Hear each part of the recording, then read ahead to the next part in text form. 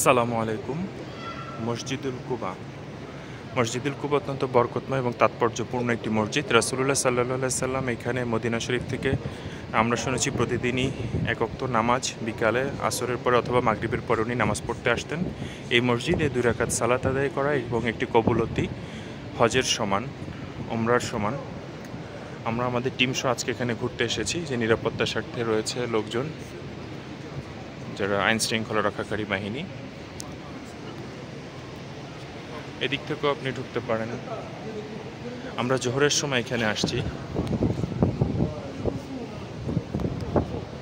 চতুর্পাশে লোকজন রয়েছে এবং খুবই দৃষ্টিনন্দনীয় মসজিদ, মসজিদুল কুবা। বাহিরের অংশেও প্রচুর জায়গা রয়েছে সালাত আদায় করার জন্য। মসজিদুল কুবা আসলে মদিনা শরীফের খুবই বরকতময় একটি মসজিদ।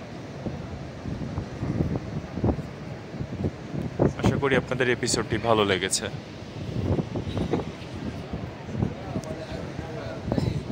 মসজিদুল কুবা থেকে মোহাম্মদ মেহেদি হাসান। আজকের এপিসোডে এই পর্যন্তই। আশা করি আপনাদের ভালো লাগবে। ভালো থাকবেন। আল্লাহ হাফেজ।